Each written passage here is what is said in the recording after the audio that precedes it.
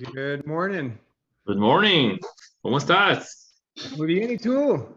Excelente. Perfecto. ¿Estás en tu trabajo? No, en la casa. Ah, en la casa, perfecto. No, Bueno, no, trabajando ahora, hoy. en el hotel Sí. a las 9. Ah, perfecto. Sí. Good morning, Paul. Morning, good morning. Listen. Yeah. Do All right, they have Joe. electricity? Yeah, they got Fort Hood. Yeah. I was teaching a seminar, just a quick story. I was teaching a seminar in Dallas in my early days, and Oklahoma was one of those states everybody makes fun of. And so I decided to make fun of Oklahoma. And I said, you know, I heard Oklahoma has electricity now. They have an extension cord to Dallas. And I started doing that stuff. And I said, well, I shouldn't make fun of Oklahoma because I've never been there. I never wanted to ride in a stagecoach. And I got in this role and I just blasted Oklahoma. And the Dallas folks loved it, but I didn't think that there's probably Oklahomans in the audience, and there was. So Yeah. I got in trouble, but I had fun, man. All right, well, welcome everybody. Jay David, good morning. Got quite a few people. Let's get going. All right, I'm going to go ahead and do the deal with the the disclaimer. You may have heard this, but stock, crypto, and options trading has large potential rewards, but also large potential risks. You must be aware of these risks and be willing to accept them in order to invest in stock, crypto, and options market. Don't trade with money you cannot afford to lose. This is neither an offer to buy, sell, or recommend a particular stock, crypto, or option. There you go. And all prices are in US dollars unless noted otherwise. Read the balance of the disclaimer if you wish by pausing the recording that you'll receive later today. So the market update, the market continues. Case of bad news.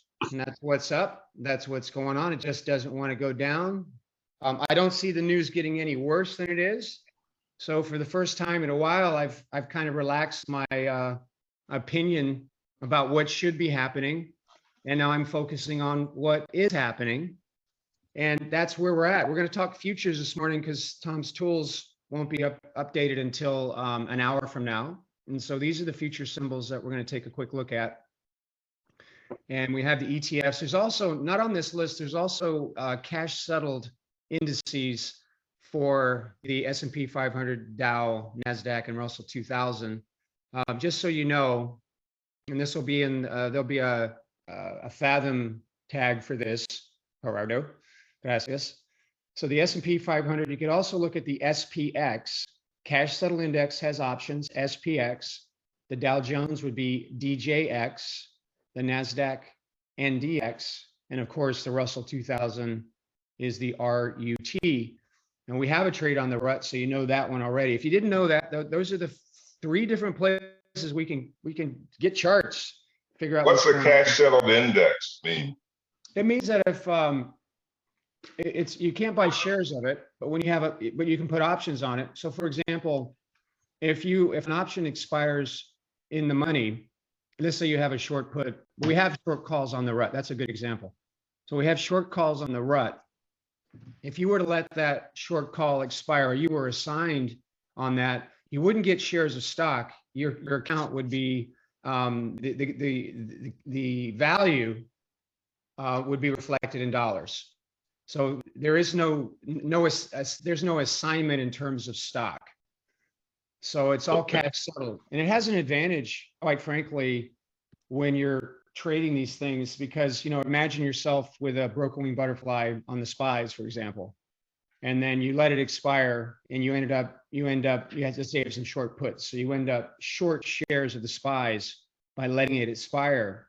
If you were in a broken wing butterfly on the SPX, then you could let it expire. You could let yourself be assigned because you're not going to end up with shares. So it has an advantage in that respect. Slippages are generally really good on those cash settled indices. So, you know, trade them. They're really good. I've when we started Snipers, we were really focused on the SPX. about a year and a half ago, 2 years ago when we started snipers. We were using the SPX 30 minutes before the close, selling, really gunslinging, selling these call and put spreads that expired at the top of the hour. And then if we got assigned, we didn't end up short shares over the weekend or long shares over the weekend. So it has an advantage. You can use them. They're all good to derive an opinion about where things are headed. So before I get into that, let's just see what the news is here. And I tell you what, first thing in the morning, I go to CNBC and I say, what's going on today? I hope the futures are down. And they weren't. The futures are up. And Senate passes sweeping climate, health, and tax package, putting Democrats on the cusp of historic win. So there's some news there to keep an eye on. If the climate bill gets passed, then green energy companies are going to have a leg up. So, I'll keep an eye on that, and I'll derive a list of green energy stocks by going to various ETFs, and I'll set that up. But I'm looking at potentially some bullishness in the green energy sector. So I'll be looking at that. Health as well. We want to look at health. And so this is the kind of stuff that you get right off the page here. And CNBC, Bloomberg, other sites do a really good job of just giving you tidbits, so you don't have to drill through all the sensationalism. What's the what's so. JP Morgan upgrades First Solar. There you go. There's an example of what I was just saying. First Solar, FSLR is the symbol. Had a big jump off earnings. Yeah. So what do we do with that? Long-term bull put spread, out of the money. It's the same answer. You know what we can trade there. So that could be a trade for us to look at today. And I found it right on this page. Also, what I like here is Planetar or Palantir. There's also a Planetar, but Palantir shares fall more than 14% following an earnings report. I checked the earnings report, and obviously they missed, and they lowered future guidance. Now, if I look at the stock, let me get I always get this one. PLTR, I think. PLTR. That's it. No, that's not it. That is it. Palantir. So the stock is now pre-market is about 10. So it's dropped a little bit. With crappy guidance, of course, all the some of the pundits and the analysts come out and what the general tendency is: lower price target, maintain overweight. That's the kind of stuff you typically see right afterwards. So we're going to watch this one on the open and see if there's anything we can do. I'm thinking long-term out of the money call spread, maybe even one of those Newmont mining trades that we did. And we'll look at this. We'll look at our open trades here in a minute. But Newmont mining is, it's a gold miner, and bad earnings, lower in production, price of gold's rising. So mixed pressures. So we put an iron condor on. So that could be something we do here. Let's see how it opens this morning. It'll be live here in about 22 minutes. I'm thinking a 10 butterfly might be really good on this one, because we've got support here at the 50-day average. We got resistance at 12. We could easily put on a 10, 12, 8 butterfly, perhaps. We'll see what the options look like. Or even an iron condor, sell a call spread up here above the 200-day average and sell a put spread down here, maybe 5, and then generate an iron condor similar to what we have with Newmont mining. Let's go through the futures real quick here. I've got all of my future symbols loaded. And so all the ones I just showed you on that page are here, and you can see a sea of green here. Now, interesting, I just saw this. Let's look at, this is how I think. So I'm just thinking out loud. I'm looking at, I can see the E-minis is up. The S&P 500 futures, the E-minis they're called. If I click here, you can see that we're up a little bit on the E-minis, and so is the VIX, a little bit. But the VIX is also up slightly, 0.32%. What the VIX futures, why are the VIX futures up along with the S&P 500? Well, it's something to keep an eye on. Maybe we get an open, higher open, and then we get some fade, but something is creating an expected move in the market. And when the VIX rises, the expectation is typically that it's going to drop. So the VIX is rising along with the S&P 500. Let's see how that plays out. Yeah, I found that interesting too. Yeah. Hey, Mike, while we're on the subject of futures, Larry's just raised a quick question asking, what is the difference specifically between futures and options? Futures are another instrument altogether. You know, typically when people say futures, they're talking about oil, gold, natural gas, soybeans, pork bellies, you know, corn, wheat. Those are the futures market. First off, the futures are used by companies to hedge their risk. So for example, airlines will buy oil futures to lock in at a particular price. So, you know, and if you look at oil, it's all over the map. And let me pull it up here. Oil's down a little bit. And so what companies that, you know, airlines, FedEx, UPS, what they do is they'll buy oil futures to flatten out their risk with fuel costs. And so it's a very valuable instrument. Farmers use it to hedge their sales risk. So they agree to a future price by buying or selling futures, and that gives them the right to sell or buy at a particular price. And so that's what they're for. And we also have futures markets on the market indices themselves. So people are buying and selling futures, in addition to some of us buying stocks, some of us buying cash settled indices. So it's a separate market. It trades around the clock from Sunday at 6 to Friday between 5 and 6:45, 24 hours through that time frame, depending on the market. And so right now, what's been happening is that the futures have been trading since Sunday night at 6 p.m. And so we can see before the market opens what the futures market isn't 9:30 to 4 p.m. Eastern, it's around the clock. And so that gives us an idea of what futures traders are thinking is happening with the overall markets. Now, what can happen after the first half hour? You know, anything. But we know because of futures that we're going to be opening up some, you know, half a percentage point or so on the open, and that's what they do. They give us a way to, you know, at least forecast the open.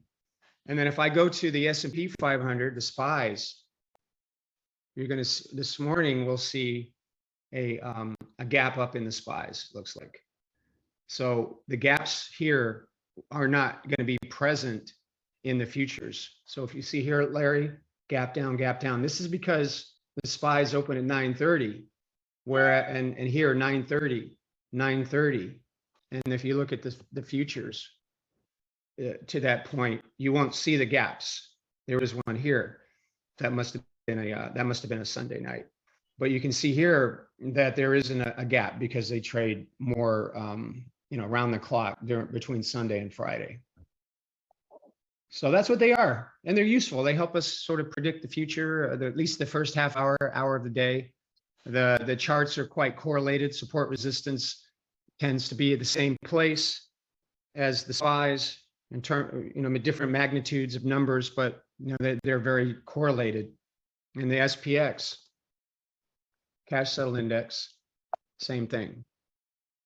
So the SPX. Sorry, Mike. Another big differentiator is with options and futures is options as contracts of 1 to 100, where futures is 1 to 1,000. Right. When you're talking in lots of. Mm-hmm.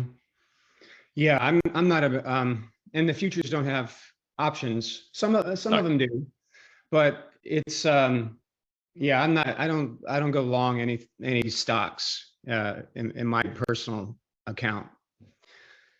So anyway, that's what's up. Let's just move through the futures quickly. The S&P 500 continuing to go up in the face of bad news. We strong resistance at 4,200. You know, you got to trade what you see. The bad news has come out, and there has been this market has risen in the face of bad news, potential bad news this week. You can see here, this is the Market Watch place I go, Market Watch economy-politics calendar, or just do a search on economic reports and you'll get this site and a few others. This is one I like. Fed speaks at 11 a.m. this morning about their inflation expectations. That could move the market. We got productivity tomorrow at 8:30. CPI, these are inflationary indicators. What it's like for us as consumers, is there inflation there? And that's reported on Wednesday. That may move the market. We got jobless claims on Thursday. And those are three potential market moving events that are coming up this week. But at this stage, I'm like, well, consumer price index come out and say, hey, inflation is rising. And I don't think that's going to happen. But if it did, the market would probably, based on the recent history, just keep on keeping on. So let's take a look at our open trades. Matt, if you want to talk about any of these, go for it. So I was going to mention one thing on the S&P 500 really quick. If I could share something. Yeah, please. That'd be great. We all know that I love a good Fibonacci line, and I got rather excited when I saw this a little bit earlier on, and it is this. Here's the S&P 500 in TTR, and this is, every indicator is different, and everybody uses different indicators to determine a position. Some people might feel the market is bullish, some may feel that it is bearish, and that's what makes a market. But what I find interesting about this particular indicator, and I've spoken about Fibonacci a number of times, is look how many times the S&P has tapped this 50th percentile over the last week. We have 6 days where we've gone trading through the high of the day, high of the day, high of the day. We've had a close, we've had a doji, and we've had a close right on that 50th percentile. That is extremely strong resistance. It will be interesting to see what happens through the trading day and when we close today, because if we close above this, with the news that's in market at the moment, with the inflationary reduction bill that has passed one level of government, the Treasury yields are falling because of predicted Fed rate hike and various other bits and pieces. There's been strong earnings. There's 3 weeks of bullish momentum in the market. It's just going to be interesting to see what happens both today around this 50th percentile for a technical indicator, and you can see all the previous highs back here. There's about 8 or 9 of them. So yeah, I'm watching this 420 level this week, Mike, because if we come through Friday and close above 420, it's going to be interesting. But like you, I feel the market should be doing what it's not doing, but the technicals are telling me it's heading into different poise. The technicals are telling us what it's doing. Exactly. Despite what we want, or we think. The Russell, look at this. The Russell's had 3 closes above the 50th, back on prior pivot highs. So it's all pointing bullish, but again, we'll wait and see what the market does. Yeah, definitely. I just found that very interesting on the S&P 500 and wanted to share it. Yeah, thank you, man. And to support your prognosis, the VIX is up. The VIX futures are up with the market. So maybe we'll see a turn. Look at me smile when I say it. Maybe we'll see a turnaround. Maybe we'll see a correction. I like that market. Hey, Mike, I think your internet problems are plaguing me today. My internet keeps cutting in and out. Oh, really? Yeah. So the jungle has better internet than us. Well, I might have water in a manhole somewhere. All right, let's just move through some of these here. Thanks for that, Matt. Here's bonds. They've come down a little bit. They rose into the interest rate hike, and now they're coming back down a little bit. Keep an eye there. I'm seeing some risk off here. I'm seeing bonds. Interest rates were being lifted all the way through here. So the bonds have been bullish even with interest rates rising. So although the last few days, last week was definitely a bearish week on bonds. They're up a little bit this morning. We'll see what happens, but bonds are are hanging in there, I'd say, but they do have downward pressure. Here's gold. Gold has risen. I'm liking the support level on gold at 158. I'd be good with selling put spreads on gold or gold stocks. The UUP, let's see what it's done. You know, this is so the UUP dropped on Thursday, rose on Friday. And what did gold do? Gold did what it was supposed to do, as in sync, in negatively correlated, and it moves opposite to the UUP. So I don't see any risk off really happening there. We had some over here, but now the relationship seems to be holding. And our gold futures, let's look at those. Gold futures are up. So this is the actual price of gold, $17.98 an ounce currently. And obviously that's a bullish chart. So I feel pretty good about going bullish on gold at this stage.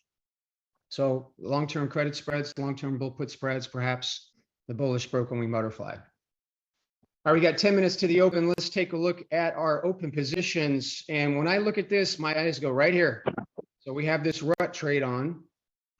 It's a long-term, out of the money, bear call spread. All the other trades are doing pretty well. But this one catches my attention. You got to, everybody, please do yourself a big favor and use portfolios. I literally, you know, I literally, before I look at the stocks that I have in Thinkorswim or my other broker platform, I go right here. What's the story? What's up? How am I doing? Oh God, I'm losing 460 here on the rut. And so then you start asking yourself the question, what do I do here? And once again, I'm going to say this, I'm going to keep saying this because I feel like we've broken off the chain a bit. The chain is your back test results when you've tested the strategy are simple. Get out of the trade if the stock closes above the break even. And when you do that, I mean, not one person didn't have 85% plus win rate. Average gain was 10, 11, 12% from just about everybody. I didn't know anybody that didn't get at least 85%. So let's lean there. Let's lean on that first. Let's lean on that first, and let's let statistics do what statistics does. This is a tremendous run up. The rut's up a little bit today. We're now above this prior peak, but you know, I'm looking at 2000. Let's pull up a chart here on the right. Massive number. Mike, can I call something else out as well? Generally, we position size around $500, and because the rut, being the cash settled index, it is generally a 10 times multiply over, say, the IWM by way of example. The $460 loss is still $460, but relative to percentage loss in the overall position size, that's something that we need to keep our eye on as well, because if this was only, say, hypothetically a $500 position, we'd be down about $46. So we've got to remember, yes, noted, there's almost $2,000 of risk on the line here, but relative to position sizing, and everyone needs to remember their position sizing and their risk tolerance and risk profiling. So hear what you're saying, awesome point, but let's just keep it in perspective around risk tolerance and position size. Yeah, position size. We don't talk enough about that, Matt, but position sizing is critical. Here's what happens when you go beyond your 3%, let's say 5%, maybe. When you start risking more than that percentage of your portfolio, then you become more emotionally invested in a particular trade. And so you want to get to the point where I got 2% in this trade or 3%, and if I lose 2 or 3%, that's really like a flea on the hair of my dog's tail, and I'm not worried about it. And you want that. You want that freedom to let it lose if it's one of the losers that you're going to inevitably have. Let it, and then you can be more. Then you can start to replicate the energy that you had in a back test, which was, that's not real money. Follow the rules, get out of the break even. Boom. What's next? You want to be like that. You want to get yourself as close to that psychology as you can when you're trading your real money. There's no, and I know somebody that would, even as far back as last year, would violate that rule and experience some things, some stresses that weren't present when that person used proper position sizing. And that person is this guy. And I know, I don't know if you've ever done that, Matt. I have. It's Yeah. funny you say that because every time I've broken my rules, it's bit me in the butt. I always tell But the it's a good story. point. Yeah, I always tell the story. I was teaching a class in Washington, D.C., and it was the day that Bear Stearns was bearish and it gapped down to like 30 or something. And the CFO said something about bad earnings or something and the stock tanked. And I'm in the class in DC and there was a 250 put available for 60 cents. The stock's at 30. I could sell a 250 naked put and get 60 cents or so for it. My break even would have been 190. And I did a lot of them. I mean, I was like, boop, boop, boop, backed up the truck. I'll take all of them, please. Kind of like Felt that. good at the time. Yeah, I was pounding the table. I said, ain't no way Bear Stearns is going out of business. Ain't happening. And then Monday, I had a huge position. And I called Nick, I called Christina, and they're like, sounds too good to be true. I said, no, it's right there. I can see it. Look, it's not happening. Bear Stearns is not. Monday morning, I slept in, had a great weekend, expensive dinners. And then I get a phone call from Nick. And he goes, Mike, how you doing, man? You all right? I said, what do you mean, man? And he goes, check out Bear Stearns. They just declared bankruptcy. Overnight, and the stock was at 1 or something. I got just decimated from that kind of energy. And almost every time when I make a trade with that energy in my body and my mind, oh, no brainer, man. I have done that too. Uncanny how often I get smacked. I have done that too. And I suppose the relevance for everyone here is whilst we show trades and we recommend that you paper trade them, we recognize that some of you may choose to take them as live trades. Please make sure you're only trading within your risk tolerance as well. Yeah, it's really important. It's really important. Can I ask one further question about position sizes? Yeah. Oh, okay. So if we're talking 1% of your portfolio per trade, how much of your portfolio would be active at any one time? Yeah, for me, I mean, I think that's personal, but you want to have, I mean, everyone's going to have a different answer, but for me, it's, I like to have at least 25% of cash available. So I go pretty aggressive. I think that's a good number. Now, of course, your entire net worth isn't in play. It's the aggressive part, the options part. You shouldn't have your entire wealth dumped into stock options. It should be a reasonable amount. It's an aggressive thing we're doing, and so that's my answer, Matt. I don't know, do you have a different? It's funny. I'm 2025 in cash, and my position sizing is 2.5% of my portfolio. Yeah. That's what I run it on. So literally, if I have a position blow up in my face, it's 2.5 points. Just walk away. Get hurt. Don't get me wrong. I don't like losing, but it can be dealt with. Yeah. It doesn't take you out. Remember that time?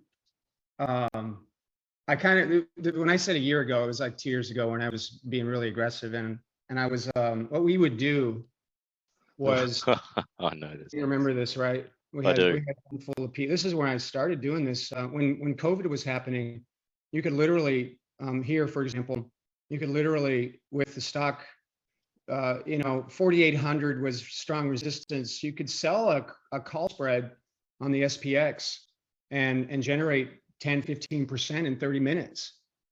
And we did that. I did that. And I did a live trade. And then I got, all of a sudden, in the last 2 minutes, the SPX blasted to my short strike, and I lost $10,000 right there in front of 15 people because of the aggressive nature of how I was being. No brainer, scalp, snipe, grab that credit, steal. It's like stealing.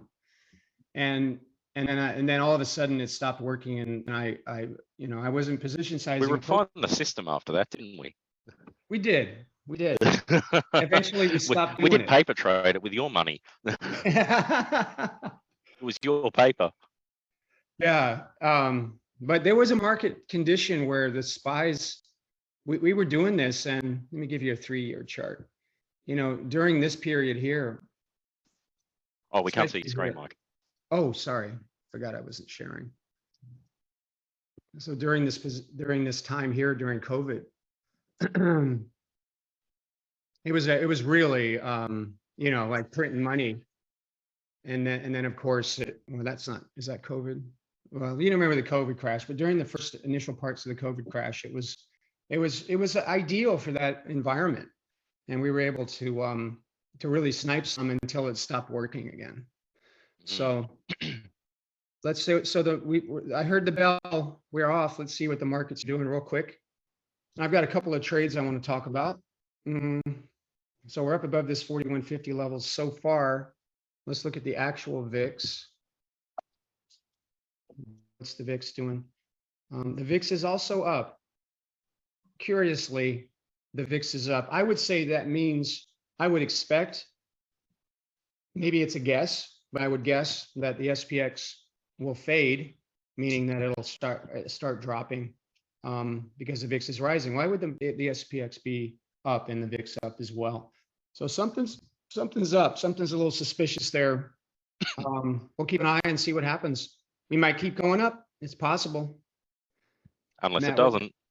Unless it doesn't. The markets will rise unless they don't. All right, so there we go. Let's take a look at our, back to the trade. All the other ones, I'll come back to the RUT in a minute, but all of the other ones are fine. You know, these are credit spreads. And if you're down 45, let's look at GM. I think this is one of your trades, Matt. You know, GM is down. Beta's still working for us. Yeah, it's doing fine. We've got resistance here. Again, I'm going to start looking at this. Once the stock breaks above that peak there, then we'll be about 39.40. And then if it cracks above that level, then batten down the hatches, contract, butterfly. Here, if you haven't back tested that, batten down the hatches, if you want to use it, then I know a lot of you've done this, and I know some of you haven't done this, but go back and take your losers and try it out. You want to put yourself in a situation where you're not like, oh shit, I'm in trouble. The stock's up here now, and I'm temporarily lost $200. What do I do? Well, let's go to the RUT. That's a good example. That's exactly where we're at on the RUT. We're down 25% on the trade, and again, at expiration, we're fine. Time decay is fade is positive. Time decay is working for us. As long as it's at the finish line, the stock is below 2,000, super strong resistance. There's nothing to worry about. At the finish line is profit. At the finish line, there's 12% profit. And so I'm going to let that run, and I'm going to let the stock hit 2,000. Yeah, I'll be down depending on when it happens. You know, if it happens on 19 days to go on September the 11th, I'm going to be down on that trade somewhere in the neighborhood of $800. That's all right. I'm going to follow my rules. If it closes above 2,000, contract the upper spread, butterfly, and then go from there. Then that part of the adjustment becomes a little more subjective. You know, what do you do with the contracted spread that's now a butterfly? What do you do with that?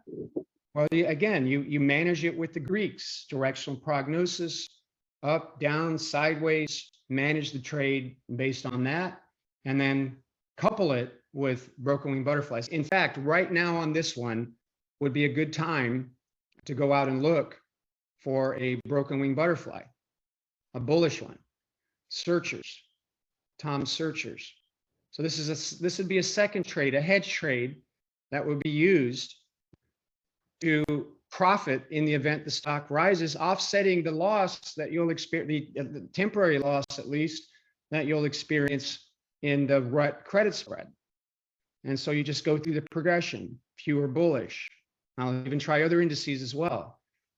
Standard bullish, you might not get one, but then you could go all the way to all the ETFs. You know, the RUT, the IWM is in there, the diamonds, the Qs, they're quite correlated. And then I do a search, and see if there's any there. I'm not going to spend a lot of time doing that because we only have 25 minutes and I want to get trading. That's the idea. Short cues, that's not the instrument we want. Go standard bullish and just move through the progression. The other thing to consider as well, and I've said this many times, is that even on the inception, when you place these trades, you could also throw on a bullish or bearish broken wing butterfly. On this one on GM, when you place the trade back here, bullish broken wing butterfly, just in case the stock rises while you're in the long-term credit spread. Broken wing butterflies as hedges, an additional trade with no or very little risk to the downside. And in the event that that particular stock rises, you'll be making money on your broken wing butterfly. You got to try that out. Here's an idea. If you're really compelled to trade these credit spreads, here's what I would do, and I have done, is I'm going to go back to my losing trades. You did 100 of them. Pretty much everybody here has done at least 100.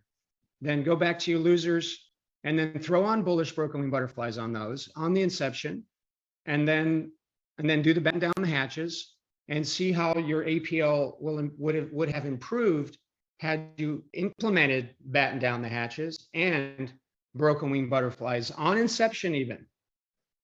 That's the way you can get into I won't call it checkmate, but your probabilities of profit increase dramatically if you embrace just those two strategies. Now, why wouldn't you do that? Why wouldn't you go to your history and try it out? Matt, you've done a lot of that. I know. I coached you for 2 years. Yeah. Yep. And it was a case of not just stopping at the 100. It was about going back and then refining the system. I still do it now.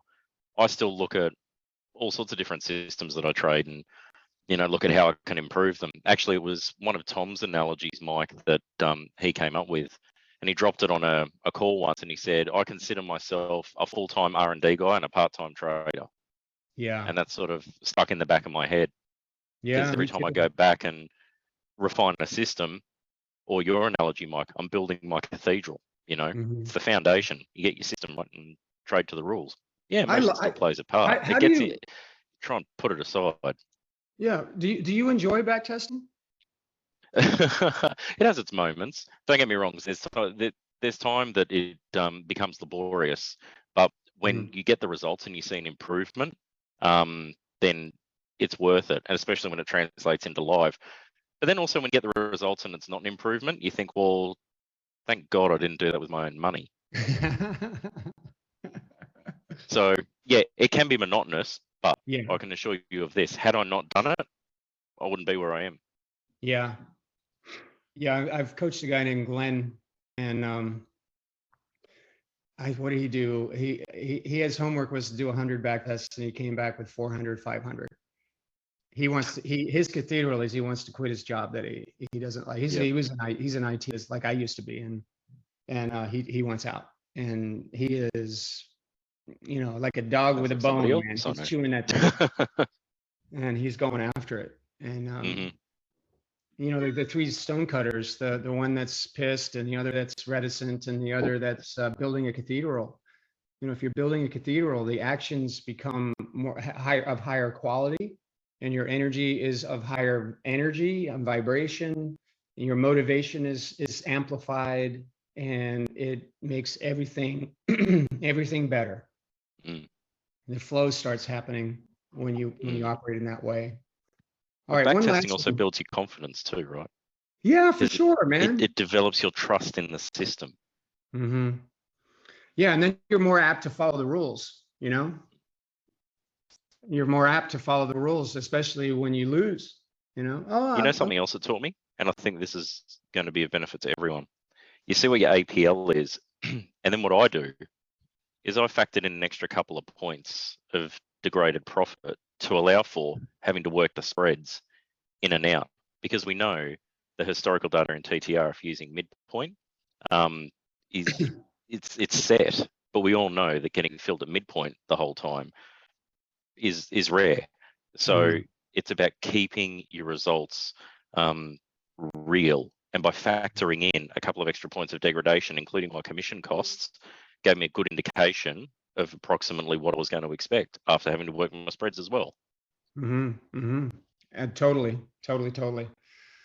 Good. Thanks for sharing that, brother. Mike, we might, Dave's got his hand up. How about we go to him and then we'll look for some trades? Yeah, I want to, before we do that, let me just finish up with this Newmont mining, because I'm really digging this. This is the kind of thing that I do with butterflies, balanced butterflies, but a condor is a balanced butterfly. It's also a butterfly essentially. The only difference is the strikes are wider. You take less profit, but for more probability. So I like this kind of setup. Again, the prognosis was the stock came down because of a warning about lowering production, and then the price of gold is going up. So two opposing forces that have kept, as we anticipated, have kept the stock moving sideways.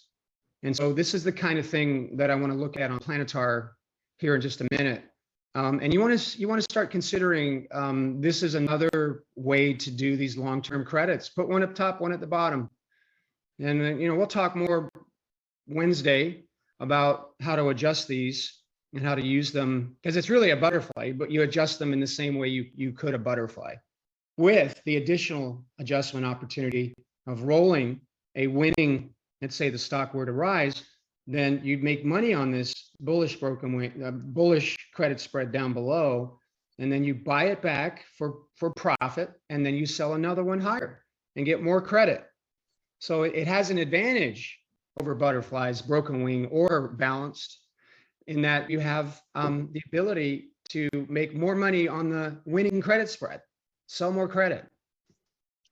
So let's go to Dave. Mr. Smith. Hi there. Hey. G'day. Good day. Look, what I just want to follow up on what you were talking about, the back testing and everything. It's all great stuff. I really like it. It's worked well for me. But I have this demon on my shoulder that says, hey, we're in such uncharted waters at the moment. And all back testing is about the past, not about the future. And I have this what if scenario in my mind. Well, perhaps it's not going to work. But I guess there's nothing you can do about that. It's just very strange times at the moment, isn't it? Yeah, Dave, that's good, because I feel the same thing. For the first time in my 25 years of doing this, just about, and even the people on CNBC are like, what is going on here? And it is that environment. And it would not be surprising, Dave, that the market finally reacts the way it used to on bad news, and we get a tank. If inflation rises, we get some inflationary numbers that are showing it as getting hotter.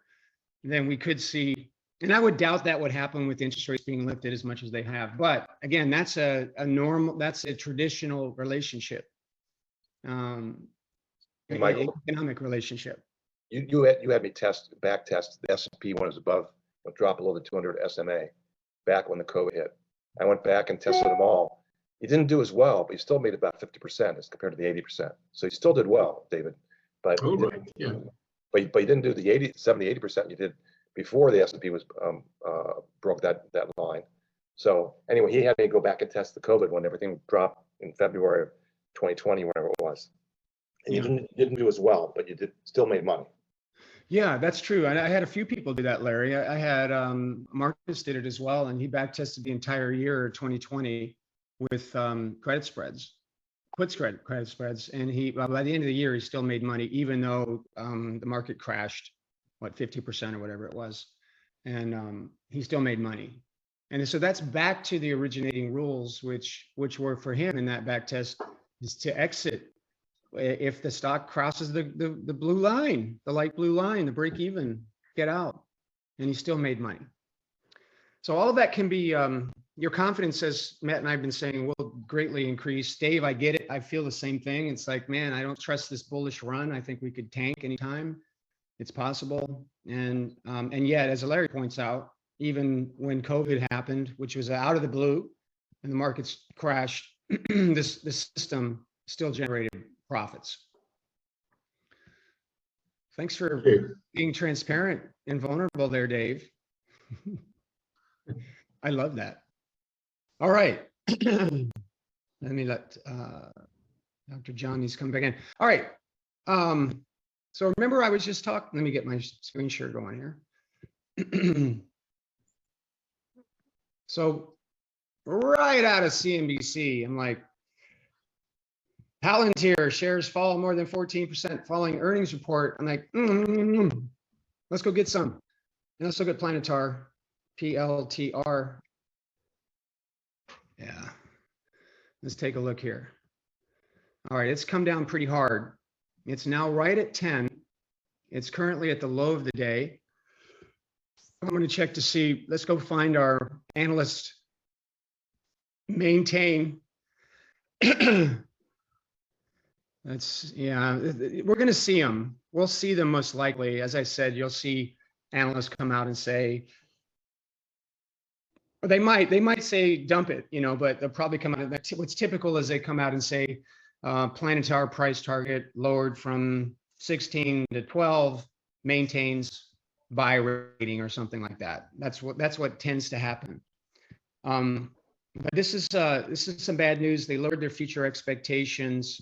So this to me is a perfect opportunity to come in and sell a long-term credit. Now, unfortunately, in 15 minutes we'll have the data, but we don't now. So what I'll do just to kind of get a feel is I go into trade and think or swim, and I'm gonna see the live prices. I'll go out to 74 days out. I've got vertical selected, and then I can start to get a feel for where there's any decent amount of credit. So these are 1-point spreads. These are the calls. And then I scan down the list. And really what I want to get is about 10 cents. So 10 cents on a 13, 14 credit spread is make 10, risk 90. It's 11%. So that's about where I want to be. Now I don't have a risk graph yet. And then I'll add another strike on this. I want it to be a double wide. You know what I just realized? I live in a double wide. The house I'm living in is 2 containers. You can't tell it's a container house being inside it. It's beautiful, but it's a double wide. I live in a double wide trailer. That's horrifying. No, it's fine. It's fine. All right, so I'll do a 12-14. Hey Mike, while you're doing this, can we just highlight something to the group in the chain? Can you just scroll up to the 23 Septembers and just open them up for a second? Yeah. I just want to show everyone something. I'll leave the 21s open too. So everyone, well, I'm assuming everybody here may or may not know about weekly options versus standard cycle options that happen every month. So a lot of stocks offer both weeklies and standard cycle options, which are third Friday expiration, which is what Mike's looking at there on 21 October. But one of the big things that I want to point out that will affect both the effectiveness if you fill and your trade is liquidity and slippage. And Mike, if you open up those 21 Octobers, and the column that I just want you to highlight is the, if you look at the volume and open interest columns there against the strikes, and look at the difference in the open interest number of contracts that have been traded on the standard expiration cycle, which is 21 October, as opposed to the 23 Septembers. So that's just something to bear in mind. So it always pays to look at your option chain and see if standards. I personally preference standard expiration options because the liquidity and the slippage is generally better, each to their own. But I just wanted to highlight that because I think it's a good opportunity to showcase it, Mike, especially when you're looking to put a trade on here. Yeah, no doubt about it. Yeah, and there are cases where the weekly options, the non-standard, also offer good slippage. But yeah, but that is definitely a solid relationship. The third Friday options, the standard ones, generally have better slippage than any of the other weekly opportunities that are out there. All right, good. Thanks for that, Matt. That's an excellent point. Let's take a look at 12. Do we feel good about 12 on this? I feel okay about it. I don't feel great about it. I would do a 12 and then also sell an 8 underneath. Now we have about 11 minutes. I think what I'm going to do here is we'll go a little bit long today, and then at the top of the hour, then I will check out an iron condor on Palantir. I'm getting it mixed up with Planetar. All right. Now, another thing that I did right before the start this morning was, you've seen me do this. Let's go find the train wrecks, stocks, stock rankers, close percent change. Look for bearish over the last 2 days. This will, now, of course, this is not today's date, so I'll need to run this again at the top, or you will, at the top of the hour. But this is going to give us Fridays. Let's just do Fridays. This will be just Fridays close. And let's find the most, actually, I go after all optional stocks and indices, the entire universe of optional instruments, search, and let's see where the train wrecks were on Friday. There were some, remember, I posted this, I think it was on Friday, right here. I look at these. This is where I go. You can find these in Thinkorswim. So these are right in the live feed, and Med, Ball, Yeti, big tanks last week. And then we've got these others here. These were big tanks. These are right in your thread. So, and I got one more here on LPI, and I took those right out of Thinkorswim.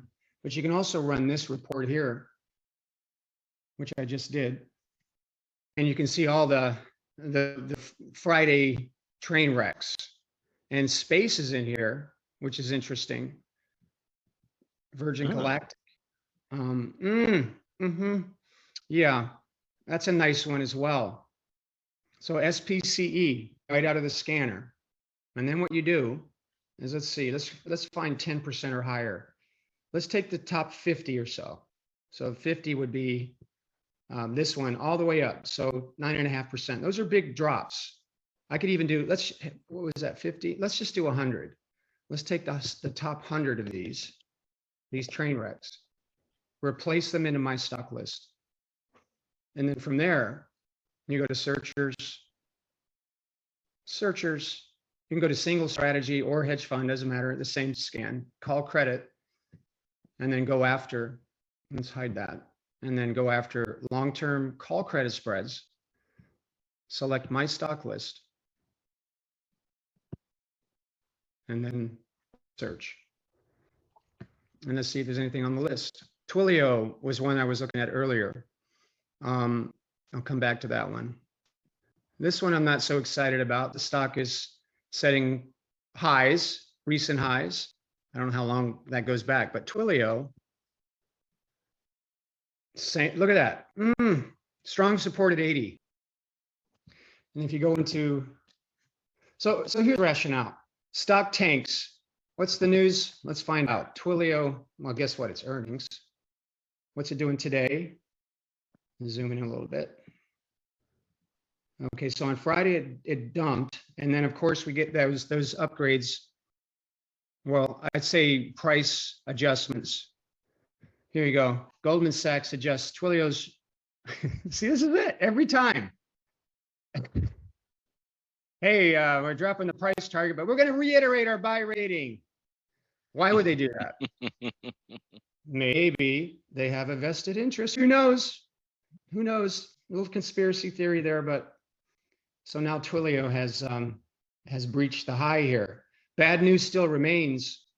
Again, that would make a nice little butterfly. I prefer them not to, when the stock tanks like that, what's a really good idea to do is to wait until the following day and see if the stock breaches the high or the low. If it stays within the body of the bar, the high and the low, if it stays in there the next day, then there's more likelihood that the stock will continue sideways. And then with that, you come in and do a butterfly, and you tighten up that short strike, the short strike, so that they're the same, and then you manage the stock as it goes sideways. And you know the one that we're in the hedge fund side of the house, and that's this one. So this is what can happen. So here the stock tanked. The next day, the range of the day, let's zoom in here. The range of the day, the following day, was contained within the range of the prior day. And when that happens, the stock tends to move sideways. One that I didn't follow that rule was this one. And it's up today. And it's match. So match, same thing, bad news. And then the same upgrade, the same maintains lower price target, maintains buy rating, strong buy, whatever they said. And then the stock cracks the high of the day.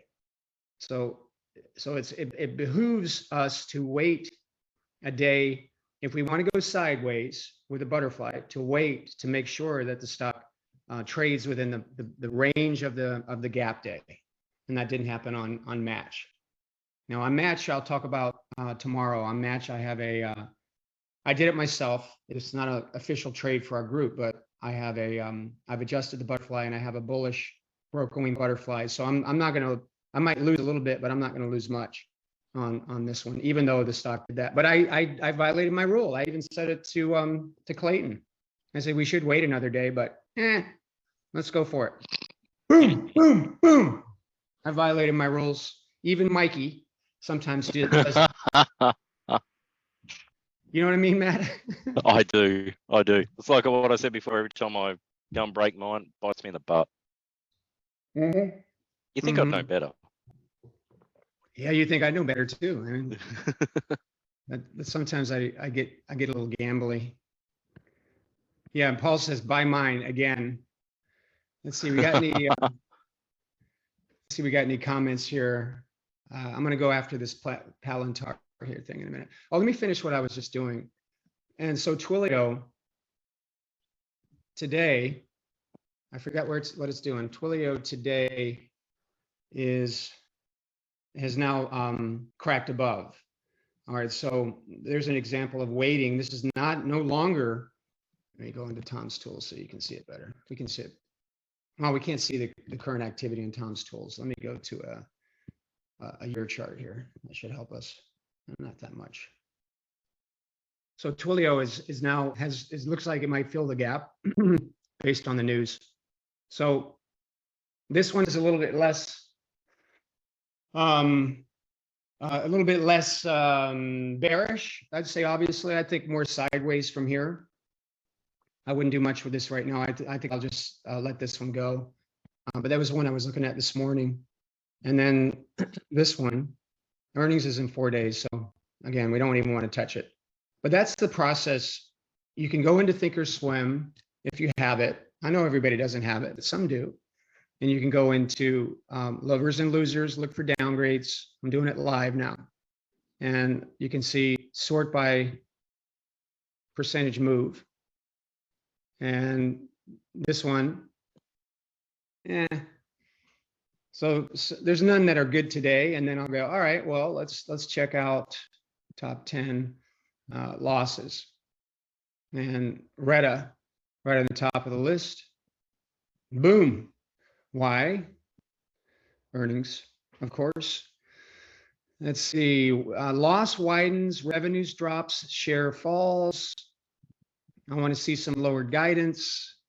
I'll look through there to see if I can see lowered guidance. If I see lowered guidance, then I'm more interested in having this one be a long-term bear call spread, or perhaps even a condor, depending on what the stock does tomorrow. But it's definitely down big today.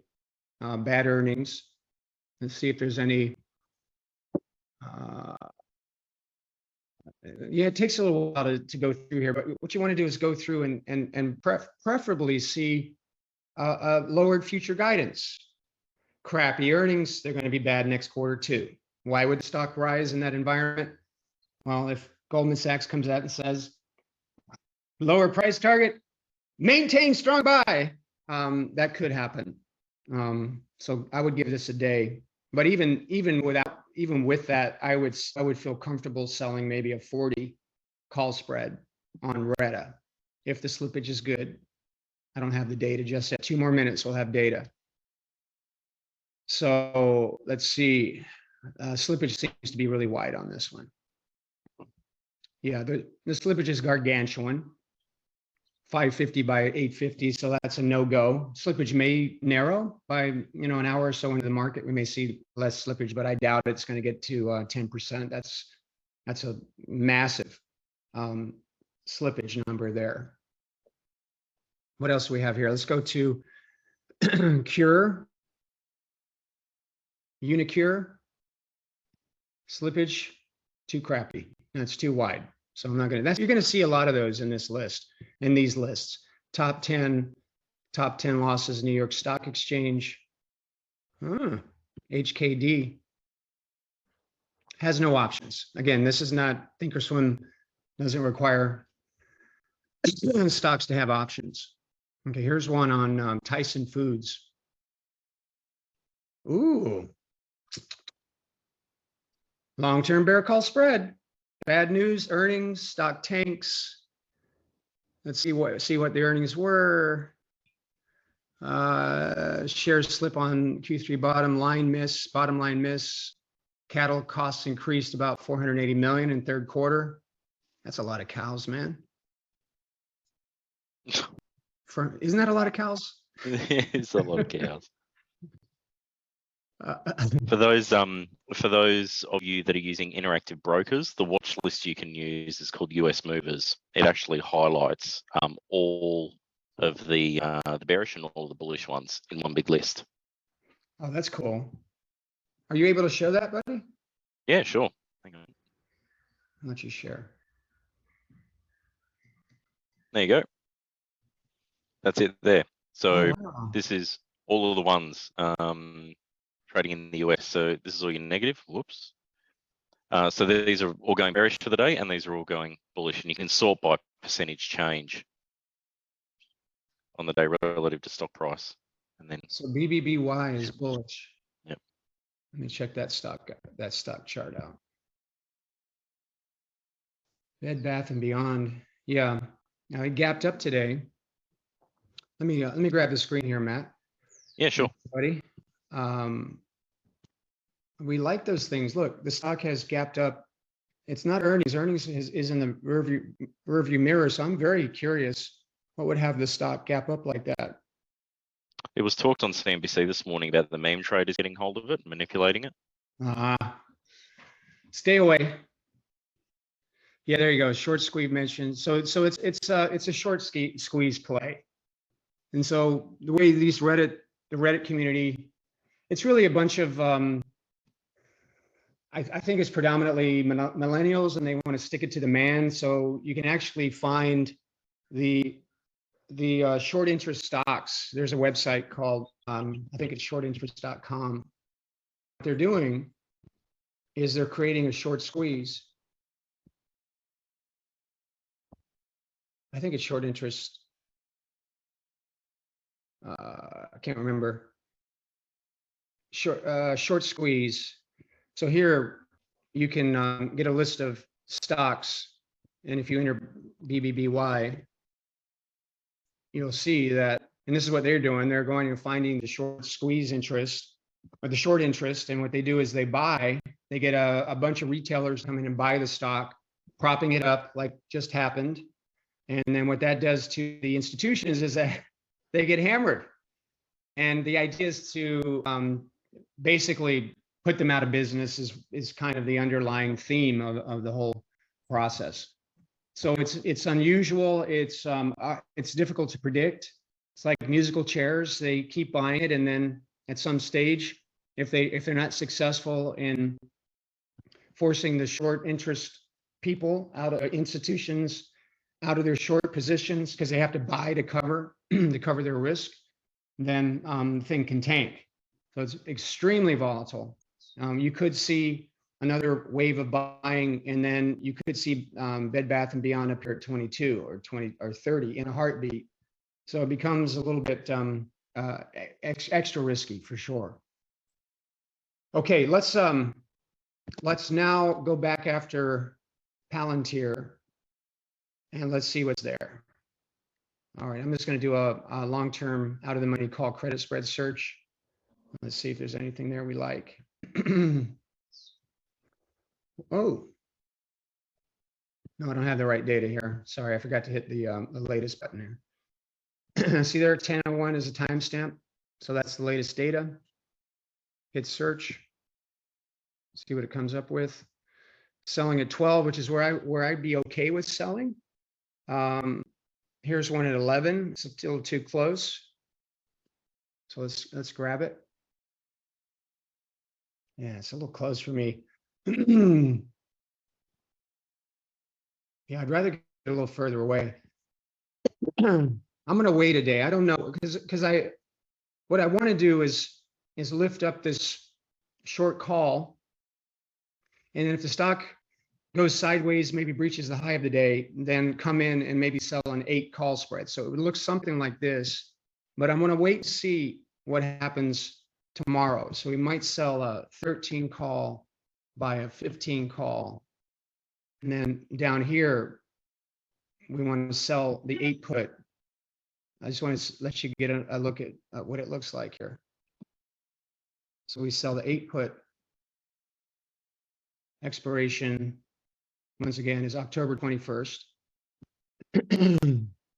So I'm widening the upper spread, and then I'm throwing a put spread underneath it. October 21, we want to sell the 8 and buy the 6.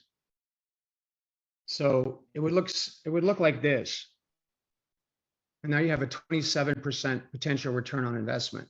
And you got this beautiful, beautiful, beautiful iron condor. And the way you would trade this is if the stock goes sideways, do nothing. Let the whole thing expire or buy it back for 10% of the initial credit. Let it go sideways. If it rises from here, you'll make money on this put spread underneath. So let's say it hits, I don't know, let's say it hits the short strike at 13, then you contract this risk up here, and then you buy back this put spread for a profit, and then you might sell, for example, a 13 put spread, butterflying it, contracting it. And if you do it that way, your managed risk in the trade is really good. I mean, you decimate the risk by doing it that way. So I like this one. I don't like 12 so much. I think, the stock was almost there a few days ago, so I don't like the 12 credit spread. I like this trade, but I want to see what the stock does tomorrow. And what I'm looking for, let's pull up the stock here. And what I'm looking for is tomorrow. See, the stock will likely hang out at 10. Just checking to see if any upgrades have come out yet. So I'm gonna see what the stock does today, and then tomorrow, if by the end of the day, if the stock looks destined to stay between the high and the low of the day, then I'll do for the snipers, we'll do a condor, and then maybe for the hedge fund side of the house, we'll do a balanced butterfly. So I'm not ready on this one yet. The scanner says sell here at 12. 13 is better. 14 is even better. In fact, in this particular case, there's 13 cents there. Yeah, if we go up to 14, there's not going to be enough credit in that upper credit spread. There's only 13 cents in the 13.15 as it is. So I'll leave it at 13 if the stock tomorrow behaves itself and doesn't start making a run to fill the gap, which could happen. Hey, Matt, any other stocks you're looking at, man? There was a couple. Larry just asked me about Clorox that I was talking about last week, and there's some verbatim in the chat thread if anyone wants to have a look at it, just around my thoughts on that. One that I came up on through a little bit of research earlier on was Western Digital. If I can find it in here. So WDC, just got to remember where I'm at with it now. So Western Digital's had 4 downgrades recently. Well, it's through one series of downgrades, 4 independent financial bodies have downgraded WDC. So Deutsche Bank, Rosenblatt, Craig-Hallum, JP Morgan, the list goes on. So what this trade's looking at doing, and I've got a couple of different variants on this just to take everybody through my thought process. So if I look at a chart in the first instance, and just for consistency, Mike, I'll drag over the TOS screen for now. But Western Digital, if we could zoom out of the way, we can see here in its 5-point ranges, we've got 200 at 53, say 55, and we've got a lot of support down here in the 45 range. So what I did is I put Western Digital through the call credit spread ranker, and I actually modified the result to a 55.60 on the upside. And I looked at this and I thought, you know what, that's good, because 55 for me puts me above the 200 moving average. 55 is also strong upward price support as well. And with the downgrades are forecast under 55. We can also see with the stock trading at 48, I've got the 50 moving average and 50 right above it. So upside technical resistance for me, beautiful. And then I thought, okay, this is good. 436 risk, 14 points.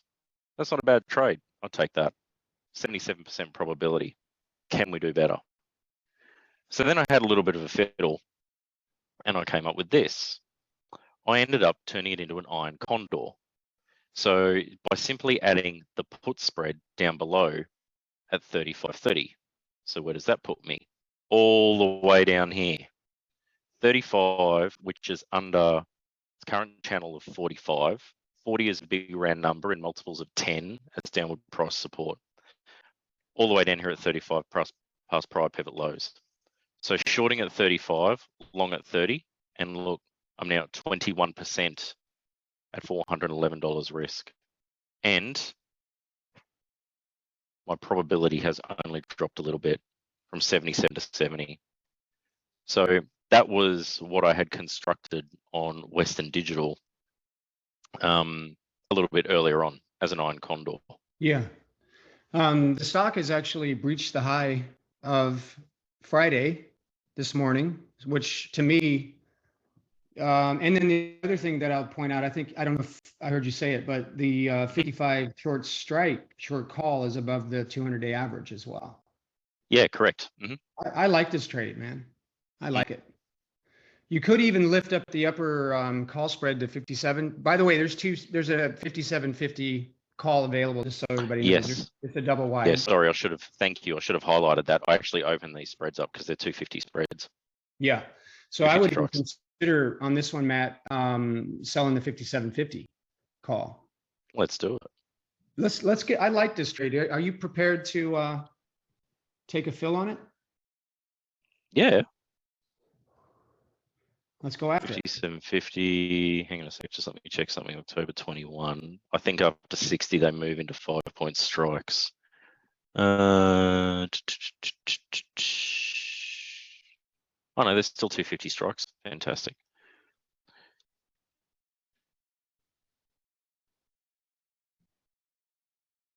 There you go. 15%. Probability 75.3. Bit more Beautiful. probability, yeah. Yep, and it gets us up here, everybody. So we're now above that 55. So we now have 1, 2, 3, 4 very strong levels, plus also, if you look at price action, 4 very strong levels of upside resistance. Well, Matt, let's do it. Let's do it. I would go and get this filled in IB, but it's actually logged into my live account, so I might just use Think or Swim for now. So next week, everybody, I will make sure that I have it locked up in IB for you. So we're going to put this in now. What are we looking for? October 21. And we're going to sell the 57.50, 62.50. 62.50, we'll open this up a bit. And on the put side, selling 35, buying 30. Selling 35, buying the 30. And 72 cents. 66 cents. Yes, you're using Friday. Yeah, of course. Yeah, it's had a pop on the day. Okay. But it's even better. We'll take that. Yeah, I'll take a bit more money. Thank you. Why not?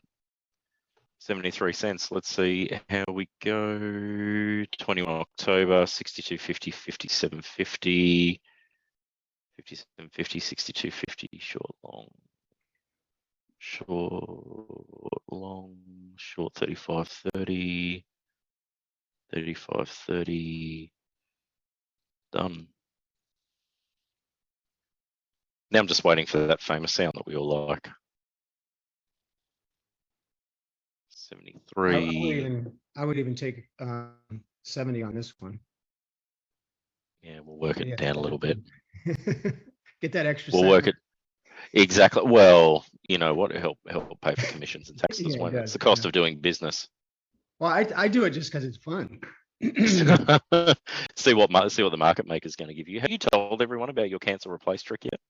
Yeah, I want to do. Yeah, you have as well. I want to show you guys something cool. And I'll let me. How about I hand back to you? I'll keep working this. Oh, we're filled. Look at that.